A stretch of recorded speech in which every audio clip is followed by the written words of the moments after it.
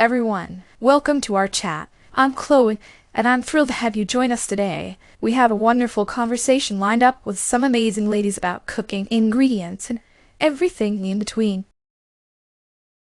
Let's dive right in.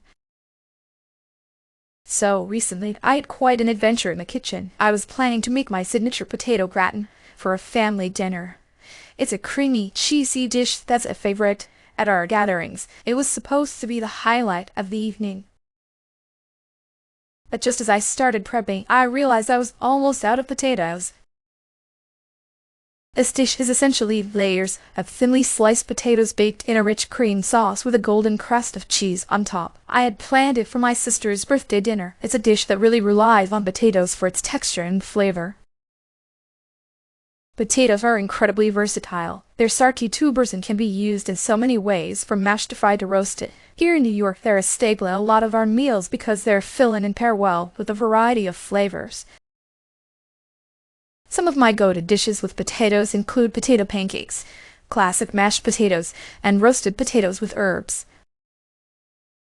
Faced with a shortage, I had to get creative. Instead of just substituting with another ingredient, I turned to my trusty mandolin and some root vegetables I had on hand: parsnips, carrots, and even a bit of celeriac. I sliced them thinly and layered them just like I would with potatoes. I also adjusted the seasoning and sauce to complement the different flavors. The result was a vibrant, colorful gratin that surprised everyone. It wasn't the traditional potato gratin, but it was delicious and a hit at the party. This experience taught me a lot about the flexibility of recipes and the fun of experimenting with what's available.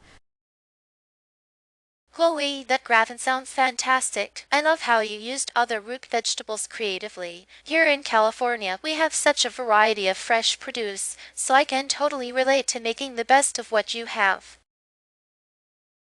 I often use potatoes from my garden in all sorts of dishes, especially when hosting family meals. Oh, Chloe, that's a brilliant idea. Your approach reminds me of how I often have to think on my feet on the farm. Potatoes are a staple for us in Texas too, and we use them in hearty dishes like potato salad and baked potatoes. Your colorful gratin must have been a real showstopper. Chloe, I'm impressed. Here in Washington, potatoes are popular in many dishes like classic baked potatoes and potato soups. Your way of handling the shortage with such resourcefulness is inspiring. I might try something similar with my dishes next time. Well, Chloe, your dish sounds like it was both beautiful and tasty. I love potatoes in my food truck recipes here in Florida, especially in things like potato croquettes. I'll have to try mixing other veggies if I ever run low on potatoes. Chloe, that was amazing. Now, when I buy potatoes, I always look for firmness and no sprouting. Here in California, we get a lot of sunny weather, so it's important to store them properly to avoid sprouting. For my garden's potato salads, fresh and firm potatoes are key. I agree with Sarah. Firmness is crucial. In Texas, I often choose potatoes based on size for consistency in my dishes. I prefer medium-sized potatoes for my casseroles because they cook evenly and don't need too much trimming.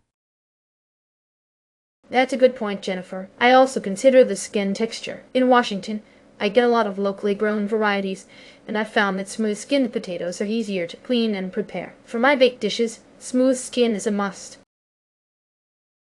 Interesting, Emily. I usually check for the color of the potato. In Florida, where it's warm, you can sometimes find potatoes with sunburned patches. I avoid those for my recipes because they can taste bitter. For my croquettes, even color is important.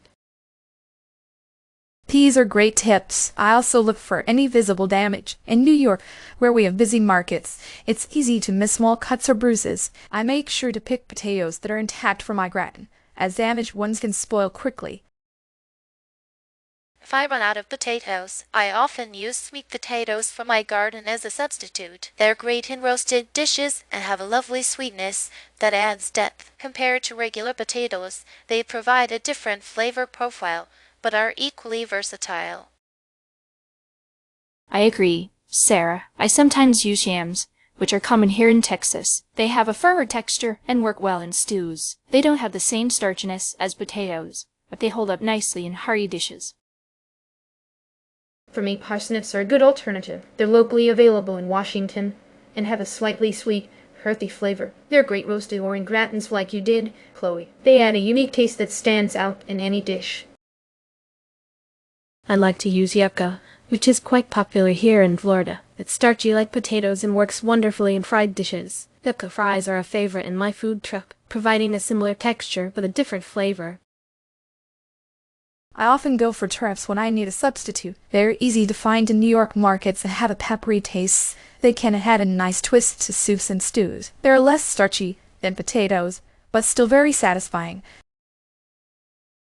Let's wrap this up. Today, we talked about how I handled a potato shortage by creating a mixed vegetable gratin, and everyone shared their opinions and tips on using potatoes. Sarah highlighted the importance of firmness.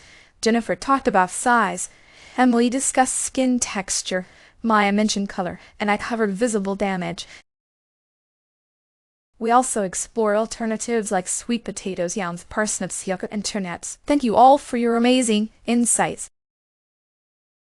Thanks for joining us, everyone. I hope you enjoyed our chat and picked up some useful tips for your cooking adventures. Until next time, happy cooking and see you soon.